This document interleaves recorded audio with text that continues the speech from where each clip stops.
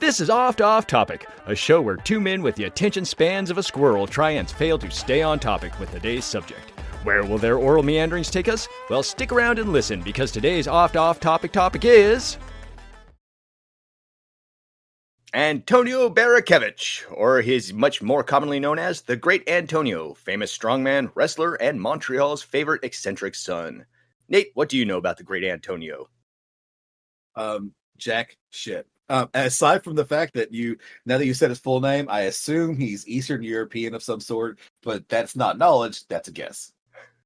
That's actually a pretty good guess, because you'd be correct. And we're going to learn that and so much more about him, too, because I literally knew nothing about him until I just saw a little article pop up and was like, hey, did you know this guy existed? And I was like, I sure didn't. And it's like, well, you want to learn? And I went, yay! And then I learned, and now we get to learn, too, along with me. One of these days, you'll be like, do you want to learn? Yay! And I wish I never had. Every day I cut myself a little bit. So I was hopefully one day I'll bleed out the knowledge that I have learned. Just sitting in a corner rocking back and forth. Too much knowledge, too much knowledge, too much knowledge. If you think about it, that'd be really awful if all of a sudden you got all the knowledge that could ever be known pumped into your head. That means you know what your biker neighbor's butthole tastes like. Oh, you're right. Yeah, there'd be people always forget. They're like, I want all the knowledge. Like, do you though? Do you really? Do you want to know what your parents were doing on their wedding night? I don't think you do. I think you want all the pertinent knowledge. Yeah. You know what? All the knowledge.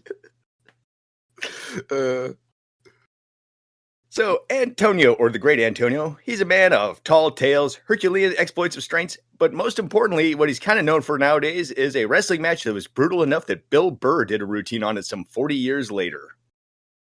Oh, wow. Yeah, Bill Burr even talks about him, and we'll get into that a little bit later. I both like and dislike Bill Burr. There are certain things I absolutely love Bill Burr, but sometimes I'm like, But I mean, that can be said by everybody. There are things I like about, that's. I guess that statement was actually pretty fucking stupid. but overall, though, I do enjoy Bill Burr. I sure do like that person, other than when I don't. Deep Thoughts with Nathan Townsend. Right? That sure was good until it wasn't. That reminds me of my favorite. There was it Tiny Toons, and they were doing like a generic like things, and one of the generic like blurbs of this movie was like, I laughed till I stopped. No specification on how much of laughing it was, just right. Laugh till you stop. It's like, huh. It's a movie. So our story begins in one of the coolest named places ever that I can think of. Antonio was born in the Kingdom of Serbs, Croats, and Slavens, or what's now known as Yugoslavia, Kingdom of the Adidas track pants and Yugo automobile. But you gotta admit, anything that starts out with the Kingdom of sounds pretty cool. That's true. Even for the awful ones, it's still the Kingdom of, like, ooh, that's fancy. Kingdom of Serbs, Croats, and Slavens. I like it. Whoever changed to Yugoslavia kind of dropped the ball, I feel. Yugoslavia is not quite as powerful. No, it really isn't.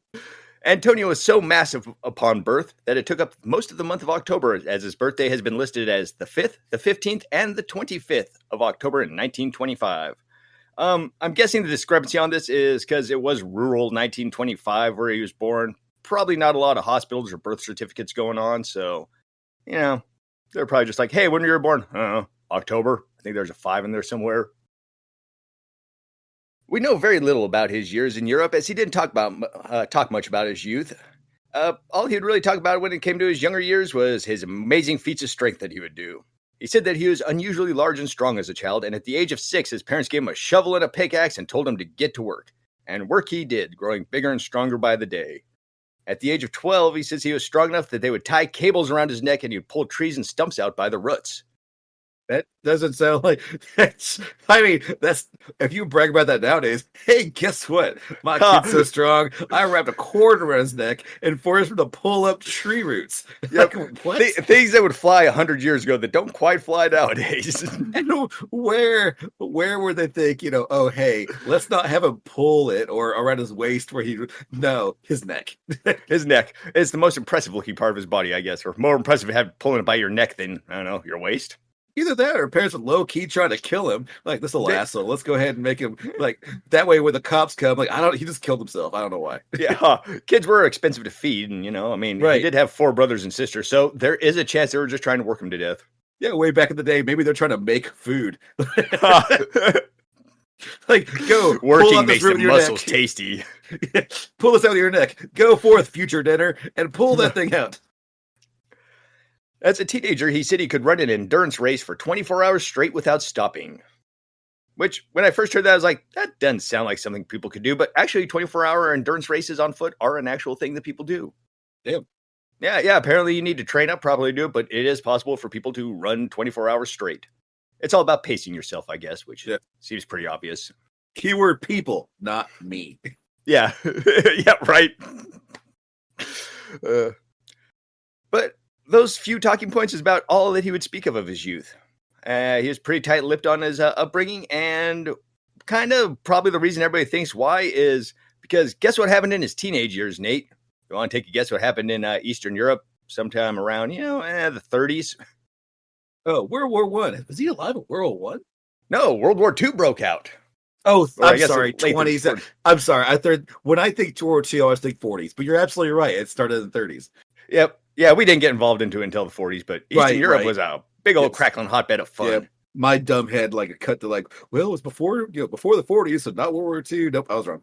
Yep. And the capital of the Kingdom of Croats, Slovens, and yada, yada, yada, or Yugoslavia as it's known right now. The capital of Zagreb, where he lived, decided to side with the German and Italians. And that led to a whole lot of rebellions and riots going on in the city. So basically, the town that Antonio was living in was both getting invaded by allies and invaded by rebels and this and that. So probably a pretty stressful time to be alive around then. Yeah, I would imagine. Rocket hard place. And then at the end of World War II, he found himself at the Bagnoli Displaced Persons Camp, or as some people would call it, a concentration camp. And why would some people call it a displaced persons camp and others concentration camp, Nate? Got any ideas? Because, this happened after the war was over that he got put in a quote-unquote concentration camp. My guess is marketing. Actually, that's why it's called this displaced persons camp, probably. I'll let you know why some people call it concentration camp, because Camp Bagnoli was involved in Project Keelhaul. You ever heard of Project Keelhaul? No, but I've heard pirates say it. Yeah, keel hauling is actually the act when you drag somebody from the front of the ship underneath the back, through the back underneath it, and you basically get dragged across the barnacles on the bottom of the ship and cut up and shredded. Oh, there you go. I just assumed it was like a way to say kill with that accent, but I guess that's also true. Yeah, it kind of is. They're not mutually exclusive. Yeah, both things could be correct. Well, Project Keelhaul actually didn't really have anything to do with a boat, per se, but long story short, after World War II ended, the Russians had a lot of Allied POWs in their possessions that they had liberated from German camps and POW camps. Well, the Allies went to the Russians and said, hey, you got a bunch of our POWs. Can we have them back? And Russia said, yeah, we can do that, but there's a lot of paperwork and time involved, so we're going to need something in return. And the Allies said, hey, what you need? We'd really like those POWs back. And Russia said, hey, during this whole, communist takeover thing that's been going on over the last several, decades or whatever, a whole lot of people fled not fled, they, quote unquote, got displaced. We would love for you to go out and grab all these, quote unquote, displaced Russians and send them back to us so we can, quote unquote, repatriate them. And the Allies were like, so is it like a specific list of Russians you want sent back? And the Russians said, nope. Find any Russian you can in Europe and just send them back to us, and we will handle it after that. So basically, they were trying to get all the people who defected during those years so they could get them back and do bad stuff to them. But they're like, hey, even if this person has a letter straight from Stalin saying, I give you permission to leave this country, you send them right back to us. The Allies said, okay, we could probably do that. And then the Russians followed up by saying, hey, here's what you do. You start sending all these people to these various camps all around Eastern Europe, and then from there you can load them on all these trains and then send them off to Russia where we will take care of them. And the Allies said, wow, fancy you should mention that because we just learned about this whole system of rounding up people, putting them in camps and sending them off on trains. We'll get right on that.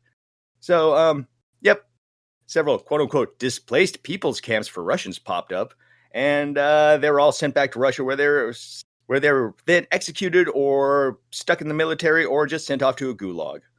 They say between 750,000 to 3 million Russians were rounded up and sent to Russia because of this. And to top it off, even the Allies will admit there was a few thousand clerical errors that sent non-Russians off to the gulags too. So, anyways, this joyous scene was one that great Antonio was in the middle of in 1945. So that seems like kind of a shitty place to be honest. Yeah, that's no bueno. Yeah. So I'll ask you though. French, what are you doing? Yeah. Well, the paperwork here says you're Russian. Like, no. Get on the boat or get on the train. Bye. So I'll ask you, Nate, is that a displaced persons camp or a concentration camp? Yeah. I think it's a concentration camp. Why not? Yeah. Skip it. Keep in mind there were some actual displaced people there because Antonio was one of those. Why was he displaced? I don't know. Family got murdered, house burned down, who knows? But what happened was he hung out at the Bagnoli camp for a little while, and then he found himself immigrating to Nova Scotia over in Canada. There, he found himself working at a scrap metal and wrecking yard at the port of Halifax, where he exchanged labor for room and board.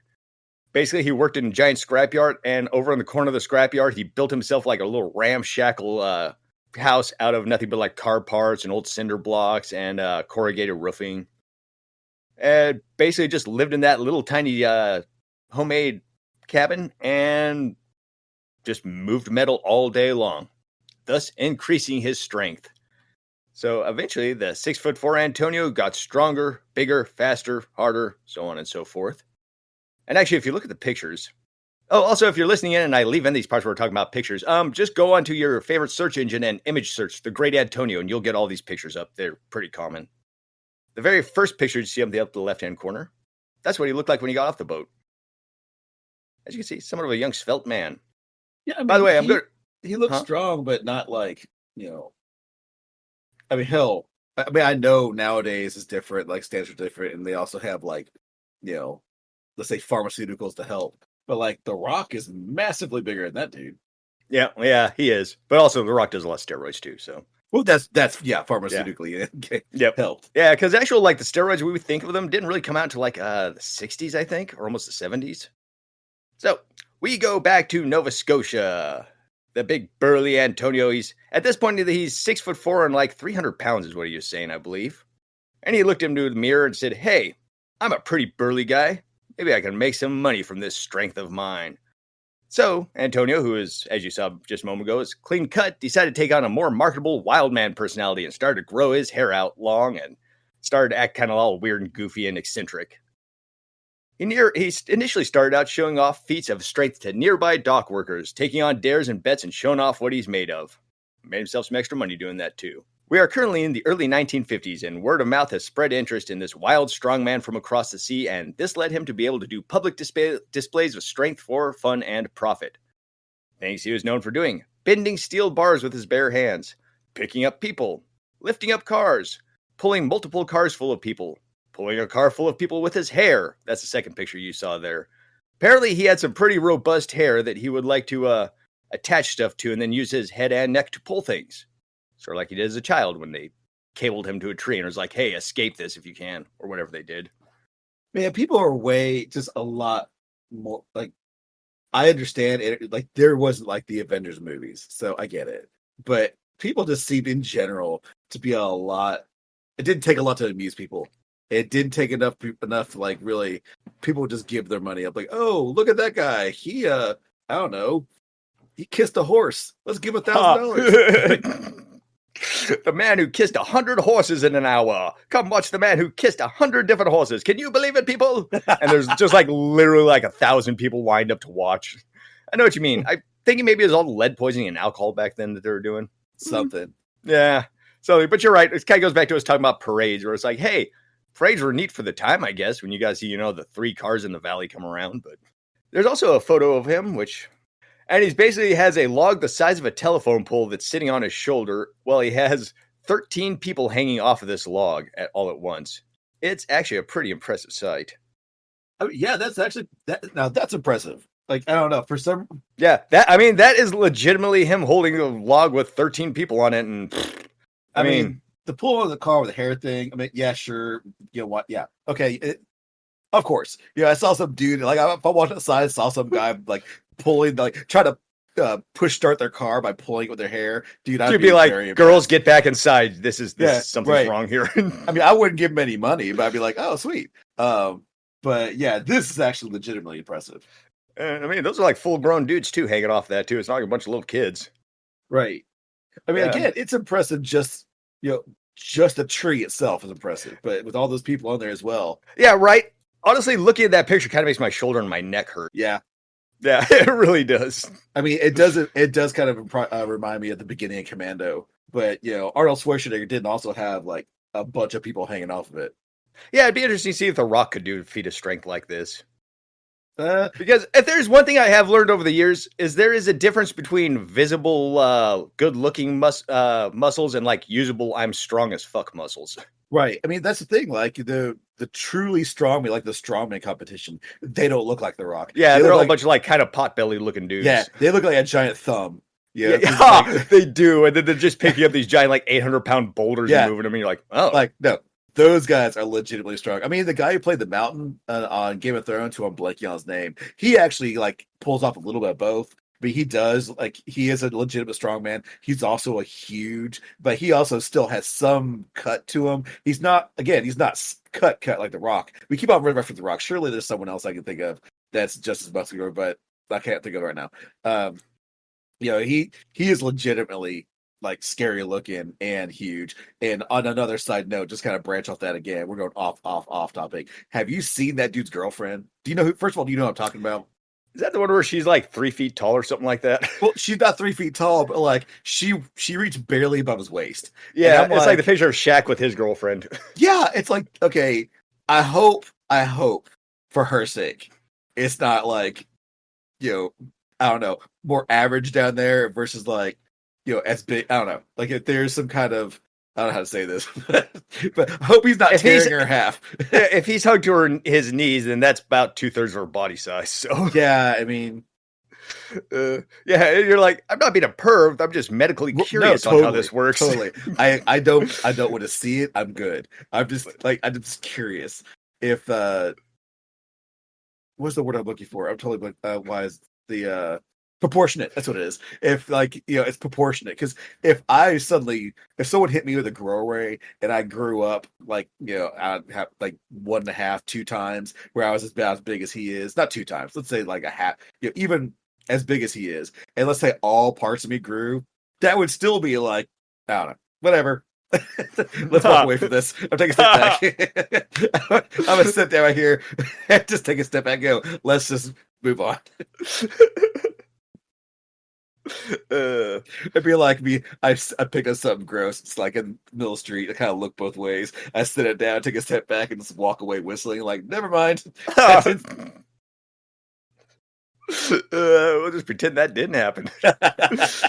So there was an ad I saw. It was actually in a video, and I couldn't find a copy of it to send you. But there's an advertisement for him showing up at a strongman competition, and the ad stated that if he locked his arms at his side, like kind of picture him doing like, the chicken dance sort of thing, just having his arms out like that. And if they hooked ropes to it, 10 horses can't open his arms for 15 minutes, 4 seconds, and 2 Jeeps can't open his arms for 10 minutes, 5 seconds. Which I guess if you do math, that means horses are 2/3 as strong as a Jeep. I don't know. But also, I guess impressive. Yeah. No actual video of that, sadly. There is actual video of that one picture of him pulling the car with his hair. You can actually see him doing that in person. And if you're thinking about maybe he was some sort of con man in some ways and some of these pictures were fake or whatever, well, the Guinness Book of World Records was there in 1952 to verify that he pulled a 433 metric ton train down the tracks at a distance of 19.8 meters. And if you'd like that in freedom units, that's 426 ton train for 65 feet. That's pretty impressive. Quite impressive. Impressive. Most impressive. Yeah. Guinness was also there again in 1960 when he pulled 4 city buses that were loaded with passengers down the streets of Montreal. That's also pretty impressive. But then again, Guinness Book of World Records is like, it used to mean something, like back in the day, it used to mean something. Nowadays, I don't know, like apparently anybody can do anything. Yeah, it's like most hours working on a Rubik's Cube without solving it kind of world records. Right. Like, is that really a record? Is that really... There was actually John Oliver did a bit on Guinness Book of World Records, and basically all these like totalitarian countries and stuff are having them come out, just kind of like, oh look, this way they'll remember all the people we murdered. Look, we made the giantest cake ever. So apparently, you throw enough money at Guinness Book of World Records, they'd be like, okay, yeah, sure, he did that. Sure, yeah, you could have the largest in-ground mass grave ever made. Sure, yay! Wow, that's super impressive. Yeah, I agree. Sometimes it's like, hey, the longest somebody ever whistled while getting pelted with water balloons is now stuff like that they do. It's like, well, that's not really a record. As far as getting people out to watch Antonio pull those buses for the Guinness Book of World Records, in order to drum up interest for this, they ran stories claiming Antonio was just like going up to random buses in the street, like telling the bus driver, no, you're not driving. I'm pulling this bus on its route, and would just like pull the bus a few blocks down the road with people on it. This was actually made up, of course, but you know, you got to drum up interest somehow. Absolutely. So Antonio was a big dude at 6'4", and at his biggest weight, up to 500 pounds as an adult. And what do big, strong dudes with personalities often become? Pro wrestlers. Woo! During the 50s, he started professional wrestling as Narcissus, or Sweet Narcissus, and would often wrestle at the same sideshows that showed off his feat of strength. His natural charisma, size, and strength made him a fan favorite at small wrestling shows and venues. Yeah, basically he would do kind of like a strongman act and then be like, hey, you want to watch me wrestle like 3 guys after this? I'll go do that. Or, you know, wrestle oncomers, kind of like back when you used to be able to do that kind of stuff. It was also back in the day where, you know, you could just kind of like walk into a wrestling ring and just be like, hey, I'm going to try this now. But, I don't think you can really do that like, so much. No, no. Nowadays, like, security. Yeah, right. This crazy person just like walked in the ring and just said, hey, I'll take on all covers. Yeah. Back in the 50s, I'm pretty sure if you're just big enough, you could walk into a wrestling venue and they'd be like, all right, give it a shot. Worst thing that happen is you're going to kill somebody or get killed. And then they leave the next day. It's like, okay, let's go. Just leave the corpse in the middle of the ring. When it comes to his name, he started out as the Narcissus character, but by 1961, he decided to go with the Great Antonio, the Wild Man of Europe. And he would often be led to his the ring by quote-unquote handlers or his managers, and he'd have chains all around him and, you know, just be like, oh, we have to hold this man back with these chains. Look at him. He's just like, rah, rah, rah, I attack. And then, you know, unleash the wild man. He goes to town on people. You can actually see a picture of him with his little wild man chains. And 3rd picture down. 4th picture. There he is. Yep. I mean, that looks dated. He has a hook on it. Oh, he sure does, actually, doesn't he? Yeah, it's like the wild man. He keeps on winning. We don't know why. It's like, I don't know. Maybe it has something to do with the fucking hook at the end of that chain. He looks like he could be like a boss from Bloodborne or something. Right. Throwing a hook chain. He looks legitimately dangerous. He does. Steve, you ever see that Steve Martin sketch from old school SNL where they were like doing? Yes, exactly. You know exactly where I was going. That's awesome. Yeah, it's like the guy out there with a gun. It's like, well, the rules didn't explicitly state you couldn't do that. So. Yeah, they called me the gun because I had a gun for an arm and I also carried a gun out on the field. And people were just like, I don't know. He just pulled out the gun and we just didn't know what to do. Oh God. Yeah, that is a good sketch. Antonio's Wild Man of Europe shtick was exactly what a certain legendary Japanese wrestler was looking for to bolster his image. Enter Rikidozan, Japanese wrestling legend. Now, you probably haven't heard of Rikidozan, but he's basically the guy who's credited with bringing pro wrestling to Japan. He established the Japan Pro Wrestling Alliance, the first professional wrestling promotion in 1953, and was easily the biggest wrestling star of Japan during his time, and one of the most famous and influential wrestlers ever in any country. He was actually huge in Japan, too. He was like doing all sorts of acting and stuff. You know, it was like, ooh, Rikidozan on a surfing movie. Dude was huge. He was also the first Japanese wrestler to be booked as a good guy in the USA post-World War II. Oh, nice. That's actually impressive. That is actually pretty impressive. Basically, the way he was able to get that rub is when the Americans came over and wrestled, he showed them so much respect and put them over so well that when he came back to America with them, they're like, hey, we got to put this guy over. He's just a good working dude. Yeah, I will say, you know, when you of course hear horror stories about wrestling and particularly with management and stuff. I mean, bits of management exactly. Like let's just say dude's going like straight to hell. Not even like the moment he closes his eyes, there's not even gonna be like a judgment. He's just gonna be like he's gonna close his eyes and wake up burning. But anyway, but this guy, I mean, but you talk about the wrestlers themselves, of course there's I mean, it's a bunch of like sometimes roided up strongman all together, but you know, there's of course there's drama, but by and large, they seem to try to take care of each other. So it really does seem to be kind of a camaraderie thing, like you said. Yeah, there is a code of honor going on there. It's like, as long as they're not being dicks, they'll be taken care of. We're actually going to kind of get into this whole being a dick as a wrestler thing in a little bit, to be honest. Rikidozan was also a 2017 WWE Hall of Fame inductee. Neat. So in Japan, one popular feud that would happen at the time was the trope of the unstoppable foreign invader, someone from a faraway land who seemed unstoppable, but in the face of adversity, the hometown Japanese hero would prevail. Can't imagine why that would be a trope that was pretty big in Japan at the time. Right? Yeah. The world will never know. If you think about it, it's probably not just the U.S. either. I mean, they've been next to China for a good long while, and it's a pretty big country. Yeah. Well, Rikidozan needed him an unstoppable foreign invader, and the great Antonio fit the bill perfectly. They got him on a plane into Japan and began hyping the hell out of him. They'd have him just do his strongman act. They would have him demonstrate his strength by pulling cars and even 4 Tokyo Transit buses through the city while huge crowds watched on. They'd have him wrestle 5-on-1 matches and have him win. They'd do the whole thing where they'd have him all shackled up in chains and have the managers bring him down and be like, we can't contain this wild, crazy man. Rah! Fans were stoked. Everybody's eating it up. Everybody loved the way this was going. Everybody's wondering, could the national hero Rikidozan defeat this bus-pulling invader and retain the NWA International Championship belt? The answer is yes. Rikidozan won the match, and fans rejoiced. Yeah, right. Spoiler alert. Spoiler alert. Here's another spoiler. 2 years later, Rikidozan would get drunk at a nightclub, pick a fight with a Yakuza member, and stab to death. Oh, well, that's there you go. Yeah. Yeah, that is a downer. Yeah. Like, our national hero. Well, this tour in Japan was good for the great Antonio's fame. Not so great for his ego, really. During this tour of Japan, those large crowds that were showing up, I mean, they were huge crowds, started to give him kind of a big head, and he started seeing himself as the big draw there. In fact, to the point where he was basically being like, hey, man, people aren't here to see Rikidozan wrestle me. They're here to see me wrestle Rikidozan. And this basically led to great Antonio starting to make more demands while he was on the tour. More money, more food, more drink, upgraded rooms.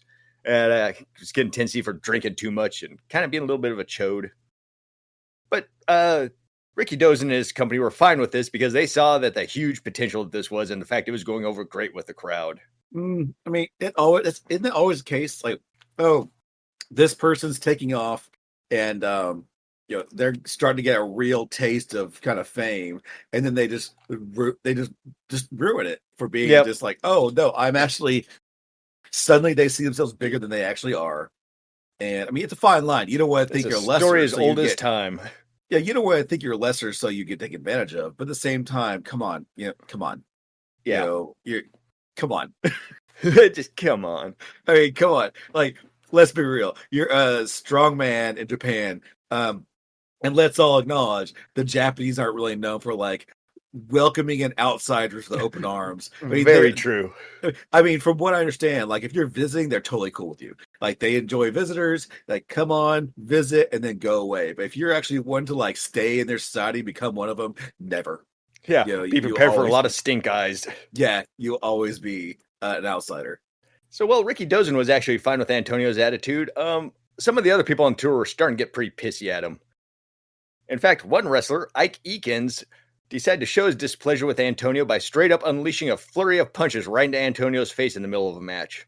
These punches by Ike Eakins' own admission had no effect on Antonio as he just brushed them off like they were nothing. Realizing his punches had no effect on full-grown men, Ike Eakins would then change his last name to Turner, meet up with Tina, and the rest is spousal abuse history. Sorry, that tickled me.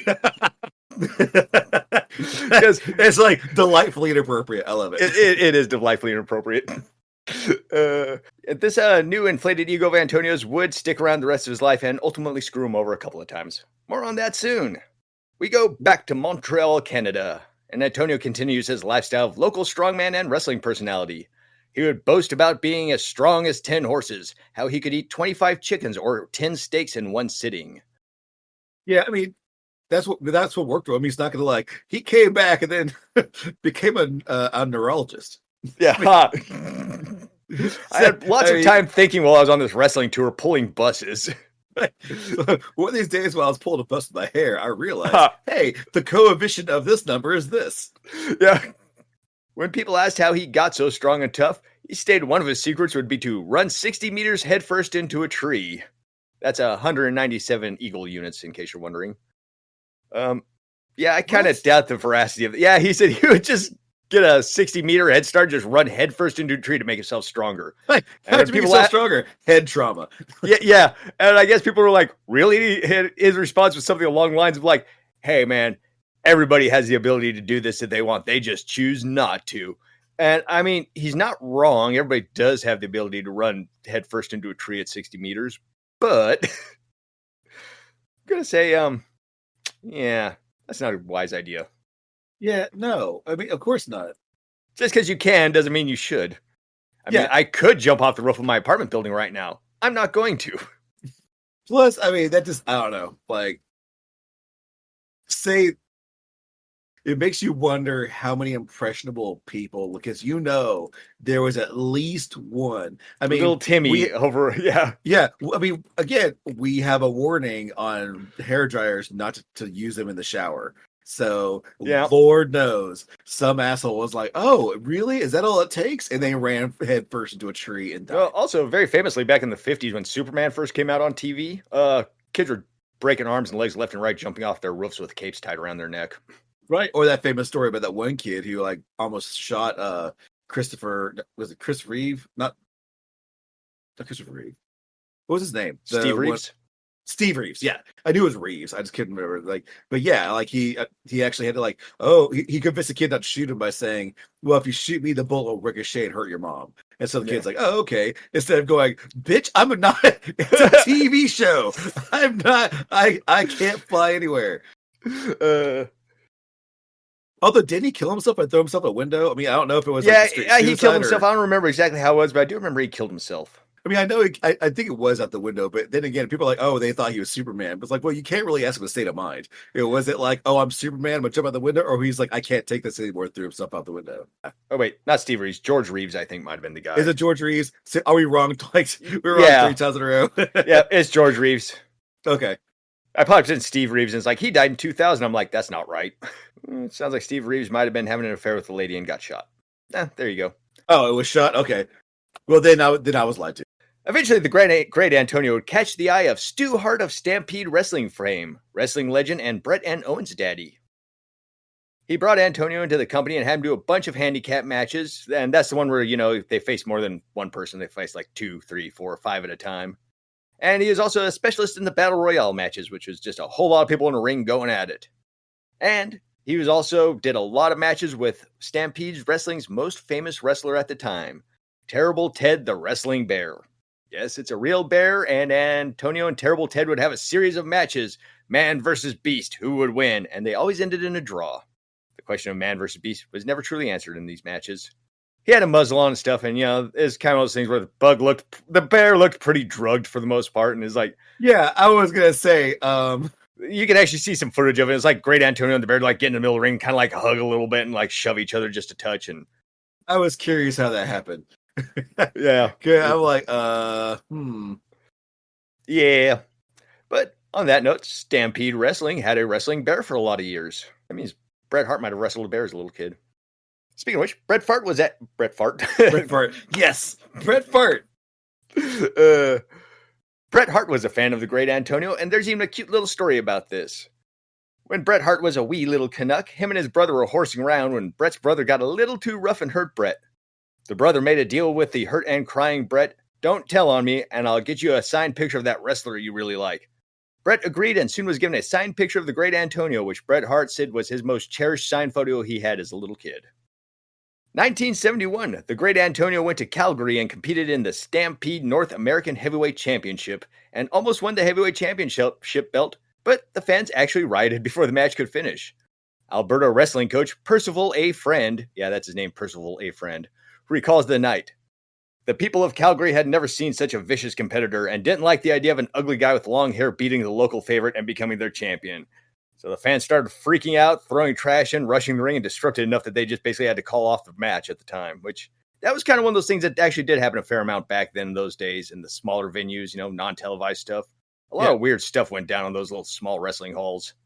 People like Jake the Snake tell some interesting stories, and Roddy Piper. It would literally be like, it's just like you start screaming and doing the crowd. Next thing you know, you're in a fist fight in the middle of the ring with a guy.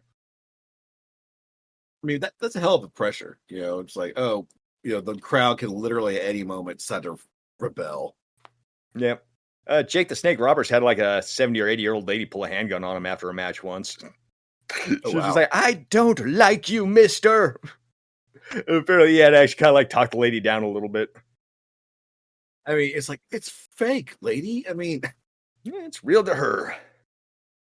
The start of the 1970s were good to Antonio. He was traveling the world doing strongman exhibitions, wrestling shows, and appearing on the likes of The Ed Sullivan Show, The Johnny Carson Show, and NBC's Real People. He was also on a ton of small-time variety shows out in his neck of the woods in Canada too. And it would be on these shows that we would learn Great Antonio has actually a really good singing voice. And he loves to show it off by singing on these shows. You can actually hear him on an album. Some people like a band put some of his singing on an album as a bonus track.